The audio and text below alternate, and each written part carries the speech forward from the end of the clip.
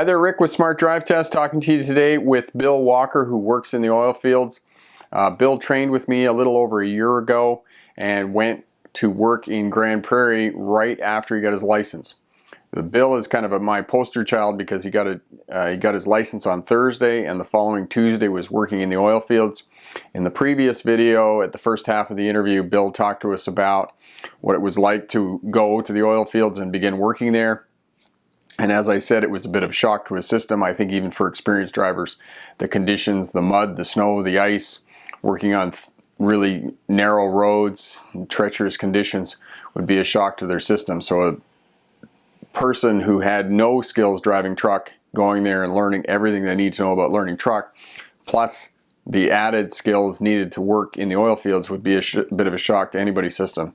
So today Bill is back on the second half of that interview, talking to us today a little bit about the living conditions, how much money he's making, his goals of retirement, and the cost of living in Grand Prairie. Let's go now and talk to Bill.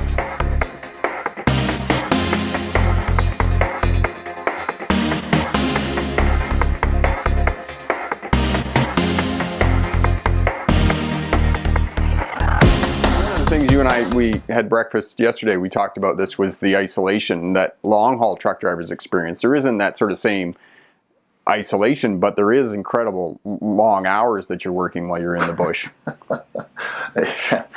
Yeah. The longest day I've had so far has been 21 hours. And shortest day, I don't know who knows, but yeah, an average day, figure on 12 to 14 hours, right? For an average day's work. You're not going to work at 8 in the morning and done by 4 o'clock. It's just, and funny, in Northern Alberta, if you're done at 4 o'clock, they figure that's a half a day, and they'll say, enjoy the rest of your day off. And they're serious. Like they actually mean it. Yep. It's crazy. Yeah.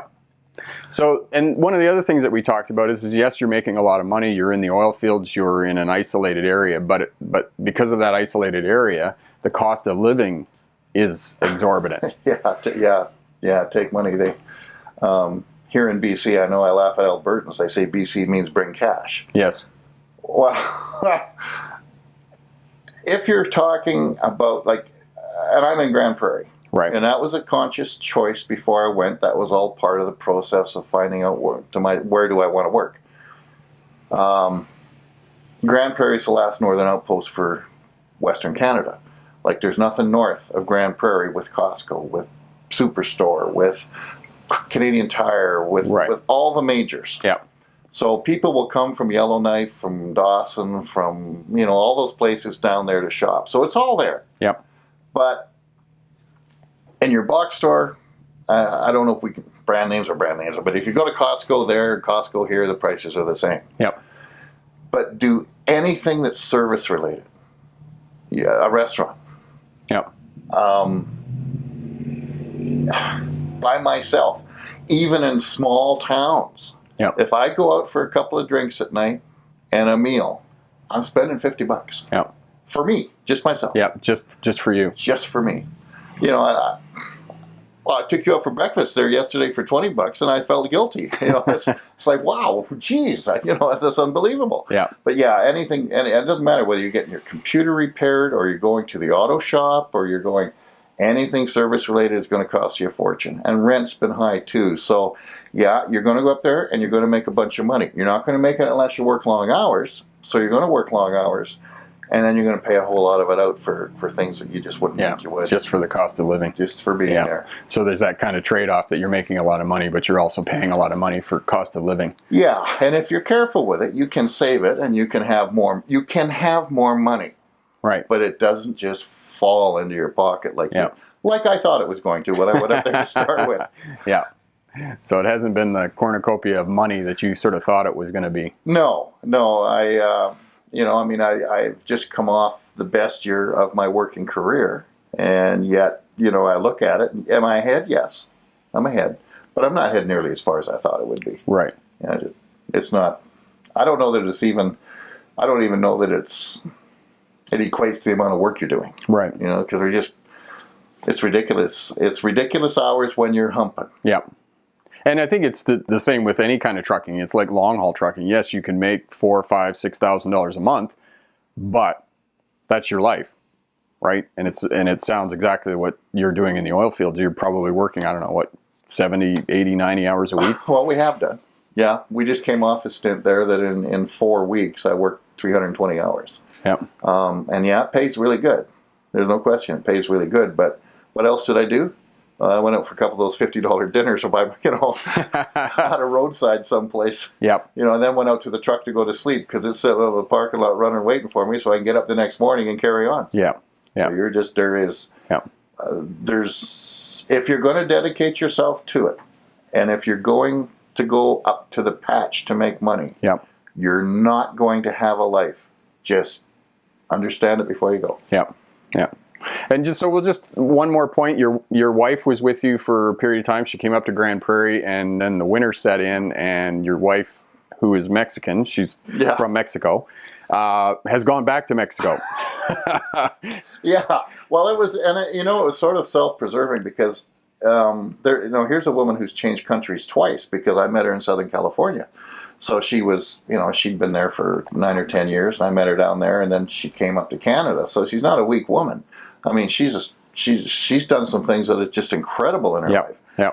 And living in Vernon, BC it's the Okanagan, and yeah, we talk about the sunshine tax here, but it's worth it. It's a nice place to live. Yeah. And she liked it here. So when I said we're going to go up there for 3 years because our ultimate aim is to retire in Mexico. She said, okay. And I said, well, I'm coming up with you. And I said, well, you can stay here and I'll come back and forth. No, I'm coming with you. Okay, fine. So she did. She came up. I was up in September. She came up in January. Yep. Now, right after coming back from Mexico for a month, mind you. But that'd be a bit of a shock. It was a bit of a shock, but we were lucky. We had 3 thaws last year, which is kind of awkward. But we were up when she came up. It was one of the week of the thaws, so it wasn't that bad. Right. But the next week she went down to like 30 below. And Mexican blood is not built for 30 and 40 below. It is just not. And she wasn't. The other side of the oil patch is, I'm not a doctor. I'm not the Attorney General. I'm not the Surgeon General. Right. But there's something up there. I mean, I don't think you can punch all those holes in the ground without some noxious stuff coming out. And I mean, you'll know that before you go. Before you even get a job, you're going to be trained in H2S. You're going to have your first aid. You're going to have to, and not just to drive a truck. Yeah. So there's stuff going on up there, and I don't think it's necessarily all healthy, but she just wasn't that healthy. So this year, I said, look, end of October, go to Mexico. Yeah. Go to your family. Spend 6 months there. I'll come down and get you in the spring, and I'll be good and ready for a holiday. That does 2 things. It got her out of the winter. Yeah. Got her with her family. I know that she's not sitting at home alone getting depressed. It allows me the freedom to not worry about her sitting at home. Yeah. So that I can live this crazy lifestyle and go out and make the money I went up there to make. Yeah. And in fact, she left on the 29th or the 30th of October, and I can't remember which day. November the 2nd, we started this run. I was home 3 nights up until the following Friday, which is just before Christmas. Yeah. 3 nights. 3 nights in how long of a period? 7 weeks. 3 nights, 7 weeks. I was home. So that makes it pretty tough when you're trying to have a relationship with somebody and you're just gone all the time. And worried. Yeah. And don't think that doesn't play on you. Yeah. If your wife's at home and she's not happy and you like your wife, I mean, I'm not talking about, love is different, but if you like your wife, yes, you don't want to see them unhappy. Yeah.